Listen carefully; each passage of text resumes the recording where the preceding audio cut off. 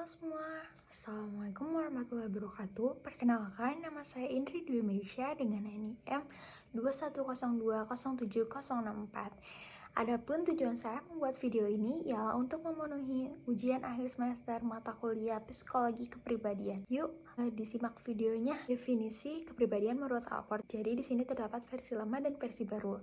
Nah, yang versi lama ialah kepribadian merupakan organisasi dinamis dari sistem psikofisik dalam diri individu yang menentukan penyesuaian diri yang unik terhadap lingkungan. Nah, dalam definisi yang baru, ialah kepribadian merupakan organisasi dinamik dari sistem psikofisik dari dalam diri individu yang menentukan penyesuaian diri yang unik terhadap karakteristik, perilaku, dan pemikirannya. Struktur dan dinamika. Pertama ada sifat atau trait. Yang kedua ada kebiasaan atau habit. Ketiga ada sikap atau attitude. Keempat tipe atau type. Pada sifat atau trait ialah predisposisi untuk merespon secara sama kelompok stimuli yang mirip. Penentu kecenderungan juga bersifat umum dan bisa dipakai ke lebih banyak situasi dan juga bisa memunculkan lebih banyak variasi respon. Nah, yang kedua ada kebiasaan atau habit, seperti trait namun hanya dipakai untuk merespon satu situasi atau stimuli dan pengulangan stimuli-stimuli itu. Dan juga beberapa habit ini tuh dapat membentuk trait. Misalnya, sejak kecil sudah dibiasakan sikat gigi sebanyak 3 kali sehari, selanjutnya cuci tangan sebelum makan, dan lain-lain. Dan itu sifatnya itu lebih ke kebersihan. Yang ketiga, ada sikap atau attitude. Itu tuh lebih umum dibandingkan dengan habit, namun kurang umum jika dibandingkan dengan trait. Nah, attitude itu bisa berhubungan dengan satu objek tertentu saja, dan bersifat evaluatif. Jadi ada pro dan kontra. Nah, misalnya, saya itu pro terhadap dosen A, namun saya juga kontra terhadap dosen B. Jadi traitnya ini pemalu saat berhadapan dengan dosen, atau baik dengan si A atau dengan si B. Yang keempat ada type atau tipe. Ialah kategori dan konsep yang jauh lebih luas. Tipe mengelompokkan manusia dalam beberapa jenis atau model tingkah laku. Namun analisis tipe sering membuat kehilangan pengamatan mengenai sifat uniknya karena tidak ada yang cocok dengan sistem secara sempurna. Dan juga tipe ini tuh sering menjadi pembeda artifisial yang menguburkan realitas. Jenis sifat atau trait. Trait terbagi menjadi dua, yaitu ada trait umum atau nomothetic trait dan yang kedua ada trait individual. Pada trait umum atau nomothetic trait ini merupakan sifat bersama yang dimiliki oleh banyak orang dan biasanya digunakan untuk membandingkan orang dari budaya yang berbeda.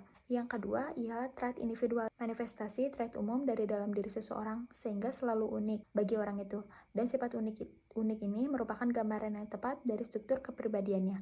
Dan pada trait individual ini dibagi lagi menjadi tiga. Yang pertama ada disposisi kardinal, yaitu sifat luar biasa, khas, yang hanya dimiliki oleh sedikit orang. Dan disposisi ini sangat jelas dan tidak dapat disembunyikan karena tercermin dari semua tingkah laku orang yang memilikinya. Dan juga pada umumnya orang itu tidak memiliki disposisi ini karena hanya beberapa orang saja yang memiliki sifat ini, seperti narsis dan hedonis. Jenis yang kedua adalah disposisi sentral, yaitu kecenderungan sifat yang menjadi ciri seseorang dan menjadi titik pusat tingkah lakunya, misalnya ambisius, jujur, senang berkompetensi, dan lain sebagainya. Yang ketiga ialah disposisi sekunder, yaitu sifat yang tidak umum yang tidak relevan untuk menggambarkan kepribadian dan sifatnya ini tidak mencolok, jadi jarang digunakan.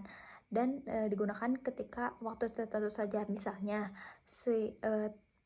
terdapat seorang subjek yang itu jarang marah. Nah, ketika orang tuanya diejek, orang tersebut bisa marah secara meledak-meledak. Proparium merupakan sebuah fungsi self atau ego yang termasuk dalam fungsi ini ialah satuan jasmani, identitas diri, harga diri, berpikir rasional, citra diri, dan lain-lain. Dan sifatnya itu tidak konstan dan bekerja sebagai pengatur perilaku dan kesadaran. Otonomi fungsional. Jadi dalam motivasi itu terdapat otonomi fungsional, yaitu motivasi awal seseorang yang dapat berubah ketika seseorang itu menemukan hal baru dari kebiasaannya, dan juga kematangan seseorang itu diukur dari seberapa jauh motivasinya menjadi fungsional otonom. Dan ada juga dua tingkat otonom, yaitu kebiasaan dan juga minat. Pada kebiasaan itu merupakan struktur yang terbentuk dari lingkungan kita. Misalnya ketika kita berada di lingkungan pemain bola, maka kita itu akan menjadi gemar bermain bola. Selanjutnya ada minat atau struktur yang terbentuk dari kesadaran akan target yang akan kita inginkan. Jenis otonomi fungsional ada dua, yaitu ada perspektif fungsional otonomi dan ada privilege fungsional otonomi. Pada perspektif fungsional otonomi, yaitu kecenderungan suatu pengalaman mempengaruhi pengalaman-pengalaman berikutnya. Dan perilaku yang termasuk dalam kategori ini ialah perilaku berulang dan rutin. Misalnya, seseorang itu meminum kopi supaya tidak ngantuk, namun setelah itu ketika dia minum itu bukan untuk mengatasi rasa ngantuknya, tetapi itu tuh sudah terbiasa. Yang kedua ada privilege fungsional otonomi, yaitu kecenderungan yang sesuai dengan inti kepribadian seperti minat yang dipelajari, nilai, sentimen, tujuan, nilai pokok, disposisi pribadi. Selanjutnya ada perkembangan kepribadian. Jadi tahap yang pertama itu di usia 0 sampai 3 tahun, yaitu terdapat 3 proprium, di mana itu merupakan sense of body self, yaitu kesadaran tentang fisik, misalnya ini tanganku. Dan selanjutnya ada sense of continuum self-identity, yaitu kesadaran akan adanya identitas diri yang berkesinambungan. Misalnya, anak menyadari bahwa usianya itu yang ketiga, ia masih merupakan orang yang sama dengan waktu dia berusia 1 tahun atau 2 tahun. Dan selanjutnya ada self-esteem, yaitu berkembangnya perasaan bangga akan kemampuan dirinya.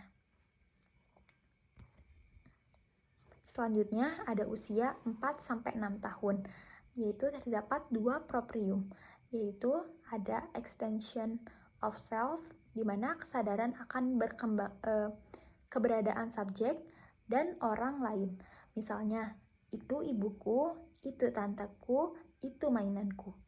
Dan selanjutnya ada self-image, yaitu kesadaran akan gambaran dirinya yang mencakup pandangan aktual dan ideal mengenai diri sendiri. Selanjutnya, pada tahap yang ketiga ialah usia 6-12 tahun, yaitu terdapat 1 proprium, di mana di situ terdapat self-rational copper, di mana kesadaran akan adanya kemampuan berpikir rasional yang dimilikinya dan dapat digunakan untuk mencernakan masalah. Pada yang keempat ialah usia remaja, terdapat 1 proprium, di mana di situ terdapat appropriate striving, di mana kesadaran ekstensi dirinya itu akan pencapaian tujuan jangka panjangnya dengan menyusun rencana. Alport juga meyakini bahwa ketiga orang yang dapat membuat rencana jangka panjang, maka bangunan self-nya itu menjadi lengkap. Dan yang terakhir ialah usia dewasa, terdapat 1 proprium, di mana di situ terdapat self-knower, di mana kesadaran mengenai diri sendirinya itu mencakup totalitas dari 7 aspek sebelumnya. Status sekarang dan evaluasi. Kelebihan teori Alport: yang pertama, tidak terpaku pada masa lalu. Yang kedua, mendatangkan manusia sebagai makhluk yang unik. Yang ketiga, lakukan penyelidikan kualitatif. Yang keempat, mengutamakan dorongan sadar. Yang kelima, pemikiran yang teliti dan sistematis, mempersatukan gagasan dari tokoh-tokoh lainnya. Adapun kekurangan dari teori Alport: yang pertama, teori Alport ini tidak banyak mengasang penelitian psikologi. Yang kedua, sulit dipahami dan diterjemah dalam bahasa operasional. Yang ketiga, gagal menunjukkan gagasan pokok, yaitu fungsi otonomi.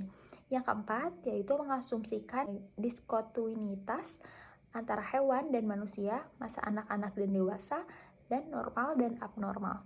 Kelima, adanya kurang perhatian pada pengaruh sosial dan faktor situasional.